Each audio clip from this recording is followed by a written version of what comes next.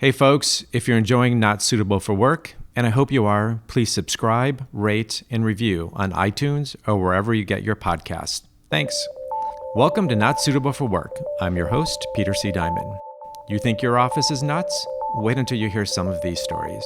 The story I tell people as a cautionary tale of what not to do in a pressure-filled situation. I look at him, okay, he said everything's fine, he's crawling, this is a new culture for me, I'm just going to walk away. He said, there's two guys in town. One guy isn't as good, but he'll show up on time. The other guy is a pothead. Let me make some calls. With each podcast, I interview people who have a humorous work story to share. Along the way, I'll offer tidbits of advice to help you make sense of your office nonsense. Don't worry, no careers were harmed in making Not Suitable for Work. Names and places may have been changed to protect the not so innocent. Without further ado, let's get this show on the road.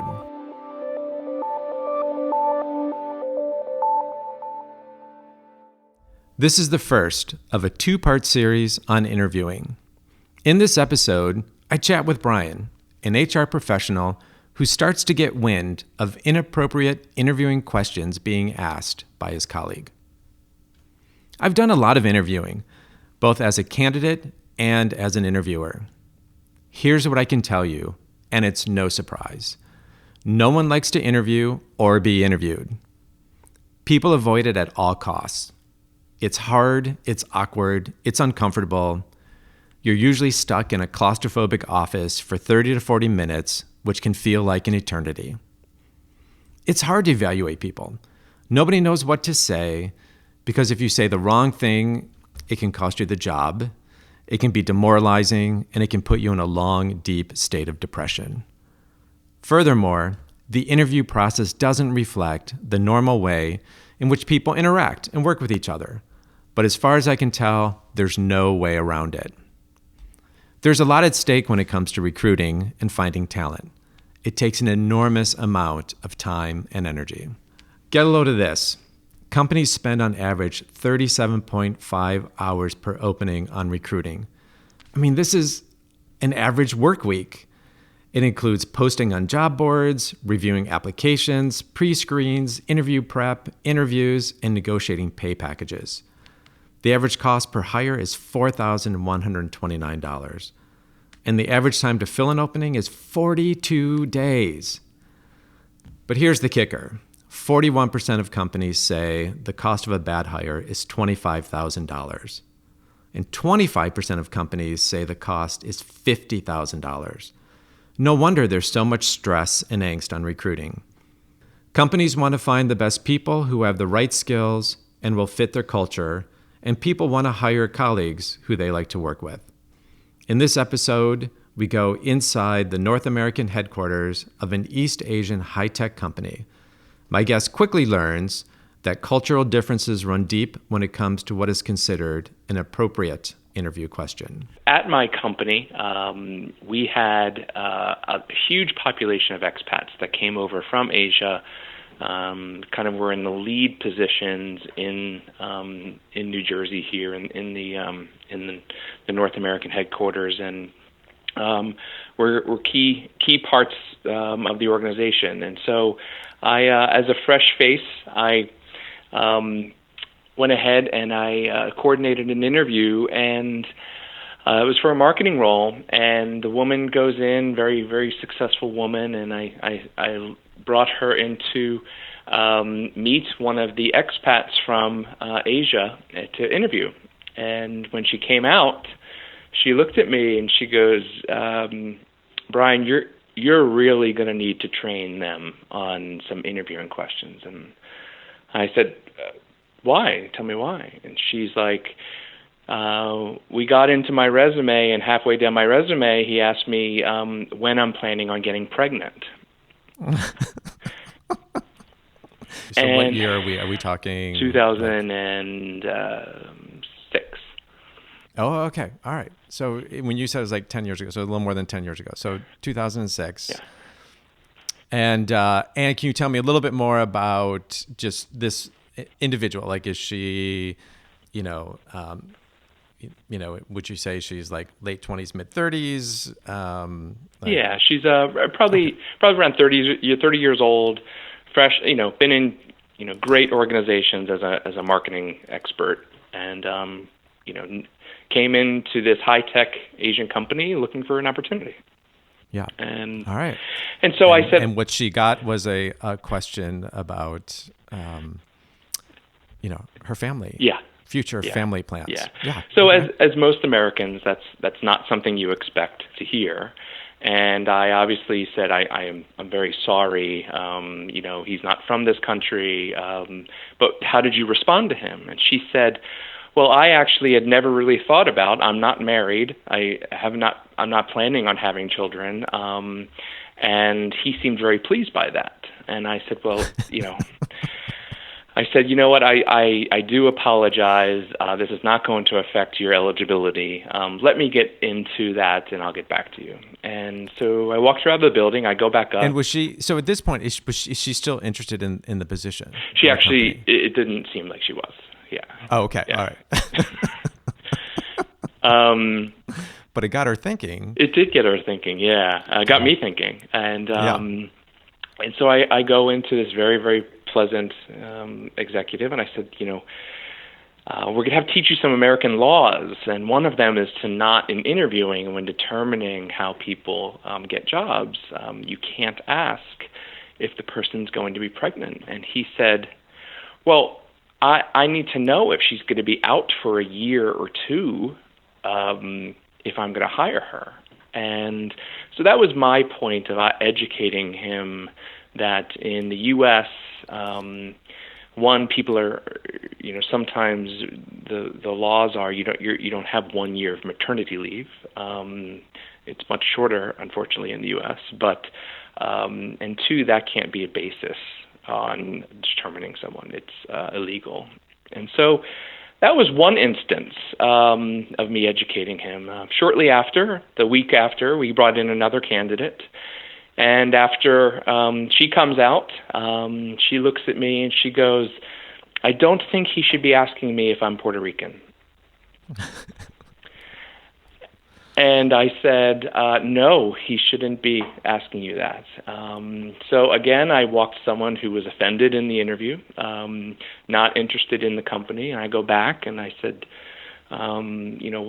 to the executive, I said, why? And he goes, well, I wanted to know if she speaks a couple different languages like I do.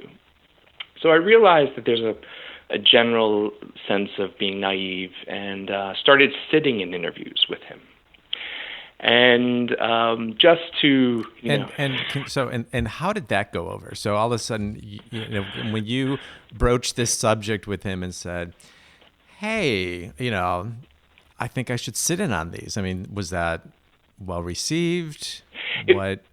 How did you even have that conversation? Well, to be honest with you, I was really concerned if they weren't telling me. Who knows how long he'd been asking these questions. And so and what else he was asking. Exactly, right. Yeah. So I went ahead and I said, because you're so new to the country, I think I should sit with you as your partner and educate you. And so he was very open to that. It wasn't an insult to him. So I did sit next to him in the next interview.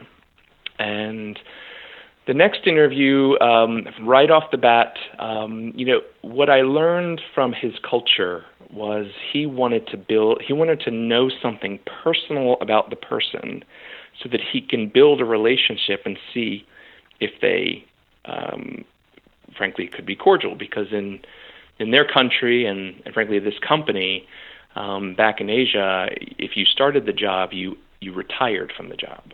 So it was almost like a company for life. So he was looking at it from a different perspective than we often in the U.S. And so that is why in his explanation, he probed personal things.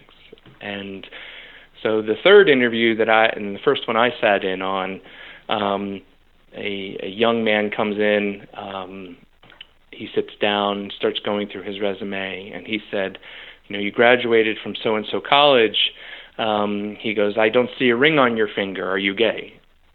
And so I had to stop the stopped that right away. I said, you don't have to answer that. And I turned to the executive and I said, I think you should start out on talking on why you want to know people. Regardless of the question, don't talk to the question. But I said, please convey why is important for you to know personal things about them. And what was so can I ask you, like, why? Like, was there a link to the college and being gay, or was that just a? No. Okay, No. all right. No, So there was just kind of this. You went to college. You're not married. Let me ask you this question. Right. All right. Yeah. And again, I just need to underscore this. And the guy's initial reaction, like in that setting, is he how did he respond? I mean, I'm talking about like, kind of having to think on your feet. Right. He shook his head and looked at me like, why would you ever ask that question? And, I don't think he was actually, he wasn't even about to answer him. It just was the basis of the question right off the top of the interview was so abrupt that I think it shocked everyone in the room. But, we quickly transitioned over, the candidate did not answer that question, and we quickly transitioned over to, and I'll call his name as Patrick. He went by an American name, but Patrick was the executive, and he said, I want to be friends with you, and there's a little bit of a language barrier as well, right? So this was very tough for him, and his normal way of a couple of decades of being in the business was to be friends and learn the person to then see if they can work with them. And in the U.S., we kind of do it opposite. We see if you're qualified, you then work, and then you build a relationship. And so, I quickly learned, had a deep dive. We didn't interview anyone for a while, and I started understanding that from his culture, it was the exact opposite process of our culture. And although his questions and where he was coming from had good intent, his the way he tried to find commonality with people was completely inappropriate and abrupt. And so those were a couple of the interviewing challenges I had. But I'll stop right there, see if you have any questions, because I guess one of the I think from as he's trying to like look at these relationships and build a relationship, the questions that he asked, I mean, it was clear about kind of the pregnancy of, is she going to be out for a year, which I think in only a few countries that I know of is that even a possible option. But if the guy would have said, yes, I am gay, would he have changed his mind on that? Would that have been a determining factor on whether that person would be considered or not? Or was it really, I just want to get to know you and about your life? Or are these things potentially being used to not hire someone, I guess, or to just kind of discriminate, to kind of use to discriminate based upon maybe the types of relationships with people he wants to build with. Mm-hmm. Yeah, I think where I finally, after knowing him for a while, I think it was coming from a place where he wanted to know something personal on where your journey comes from. And just going through a resume, he didn't feel he was getting that. He didn't feel that, through a resume, you're not going to know if he had children that could play with his children, or you had hobbies that were similar to his. And so he went deep straight to then see if there's something in common. Because the language is in common, the location where he is very foreign, and so I think relationship themes were very important to him as a leader. And if you add in the factor of, in his experience, you join the company and you stay there for life, he's thinking you're just an extension of the family. Got it. Okay, cool. So, we got past interviewing, and as kind of an HR business partner, I supported his population and other parts of the company from a employee relations and generalist perspective. And one of the things that happened quite soon after was I was going to the restroom one day, and one of a brand new graduate from Duke, I remember this like off the top of my head, he was a School of Fuqua business grad. I see him crawling on the ground, and I said, "Excuse me." Like crawling on the ground, like in the hallway between cubes, like help. You just give me a visual of kind of how, I understand crawling, but I kind of want to know like a little bit more context here of. So think of cubes, 4 feet, 5 feet high across an entire floor. And in between the cubes, you see this person crawling from one cube to another. And I went over and I said, it was not something like he's looking for something under a desk. He was going down. It's not like, oh, my bagel fell off the table, or I dropped a quarter. It was not. It was not like that. Yeah. So I go over and I look at the young man. I said, he's 20, young man, 24, 25, whatever it is. And I said, is there a problem? And he said, he looked at me and he put his hand over his mouth to like shush me. And he goes, everything's fine. And he keeps crawling. And then was this one of those, shh, everything's fine? Yeah, exactly. Yeah.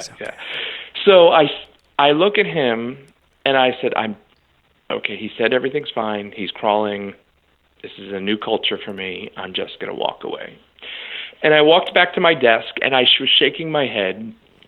And my coworkers were sitting there, and they go, why are you shaking your head? And I go, has this ever happened before? And I told them the story, and they go, something's wrong. That has never happened.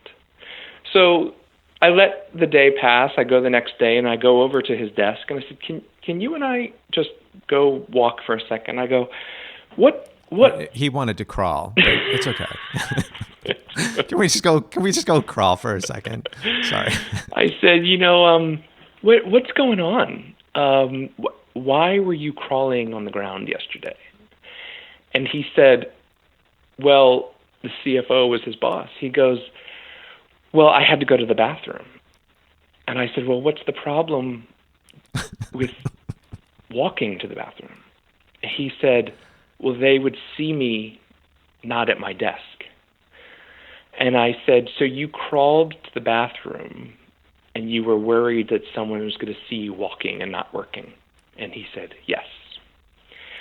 So he was terrified to leave his desk, and that is why he crawled all the way to the bathroom. And these things, Peter, happened all the time throughout this organization. And so I quickly learned I was in a totally different environment that I had never experienced in my life. And these things, as I convey to you, as shocking as they are, they happened all the time. And so they're branded in my head, and I will never let them out. And how long did you stay in this with this company? I was there for 2 years, but in dog years, that equates to probably 14. Even. And were you ever feeling like you needed to crawl to the bathroom? Is that? Well, or did you ever witness anyone else doing, like, is there anything else that you just kind of witnessed people in response to this situation doing something that would not be typical kind of American Western? Oh, yeah. The icing on the cake was we quickly found out that the building was completely occupied on every American holiday and made the people most of the population was from Korea. So the Koreans were not allowed to take off the holidays, the official holidays we had, because they didn't celebrate Thanksgiving, they didn't celebrate Martin Luther King Day or President's Day, and so they had to come into work. So it was really kind of two different worlds. They didn't treat me like that, but they did treat the expats much more severely. And so that's fascinating. And did they have their own set of holidays, or was it just one? They just didn't abide by what they would consider to be the American holidays. Yeah, they didn't take off their own holidays. It was just a sweatshop. Powered through. Yeah. And did your first business partner, were you able to secure talent for him? You know what? I was thinking about that. I don't think we ever did hire anyone for him. Really? Yeah. Okay. I think he was so uncomfortable having an American that questioned him and told things that I felt he was comfortable with non-confrontation, and he never hired anyone. So for our listeners, and so for people who are, if we think about it, who are have people on their team who maybe have some challenges interviewing, asking appropriate questions, or people from different cultures, any words of wisdom that you could bestow on them to think about how to handle some of these situations as they may arise, because with more and more people kind of talent being fluid between countries, any words of wisdom for them?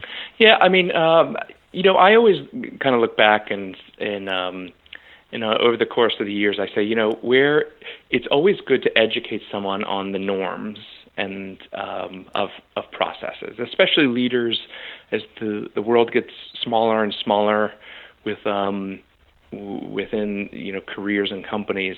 It's always good to talk about local practices, local norms in just interacting with people in the workplace. And I think that I don't think that would be looked on as insulting as if you gave someone a little pep talk beforehand, just to start educating them, because we all have to learn some way. Yeah. And then if someone did realize that they needed to sit in on some of those interviews, any tips of how someone could even have that conversation with someone to say, if you're realizing that maybe some inappropriate questions are being asked, to be able to broach that conversation of, hey, I think this is, maybe a good idea for me to sit in on that. Any tips on maybe how somebody can at least open up that suggestion? Because that's to me would feel like it would get a little tricky to be able to do. Yeah, I mean, I haven't had trouble, although it may, and it wasn't just this organization. Sometimes it's like let's. There are interviewing panels that people do at the same time. Sometimes the angle you could have, it could be for convenience, for timing. Let's interview together because scheduling may be tight. Or, if there is an issue that you do need to talk about, say, listen, I'm going to sit in, especially as an HR practitioner, I'm going to sit in and let's get into a rhythm, a cadence on how we do it in this organization, just so that you're not put in a bad place if someone takes something wrong. So, I always looked at it on as I'm looking out for you. Great. Yeah, that's fantastic. It's great. Brian, thank you very much for joining me today on Not Suitable for Work. Looking forward to it. Or next time, hopefully you'll have me back after these wild stories. Yeah, next time maybe next time we tap into some of the dark side. Sounds good. All right, have a great afternoon, and we'll talk to you soon. Thanks, Peter. Take care. Interviewing and recruiting is serious and seriously entertaining. As a job candidate, what is the most bizarre interview question you've been asked? Please share on our Facebook page, Not Suitable for Work.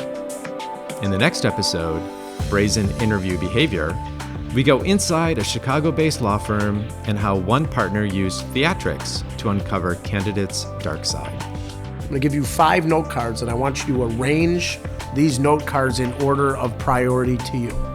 And so the note cards would say these amorphous things like compensation, firm culture, opportunity for advancement, intellectual challenge, and autonomy. And I would look at it discerningly. I'd raise an eyebrow, I'd grump, and I will say 95% of the time, they would frantically try to rearrange, talk around, or backpedal. And so the fact that they were so quickly willing to recalculate their priorities to make them jibe with ours made me feel like these folks wouldn't stand a lick in court or against an opponent or in front of a judge who took a position that was aggressive and opposite to whatever position they were supposed to take. If you want more Not Suitable for Work or have a work story to share, please be sure to follow us on Facebook at Not Suitable for Work. You can find our podcast on iTunes, Spotify, Stitcher, SoundCloud, Google Play, and YouTube, or wherever you find your podcasts. I'm Peter C. Diamond. You can follow me on Twitter at Peter C. Diamond. Not Suitable for Work is produced by Matt Cunningham at Truthful Enthusiasm. Get your story online with truthfulenthusiasm.com. Until next time.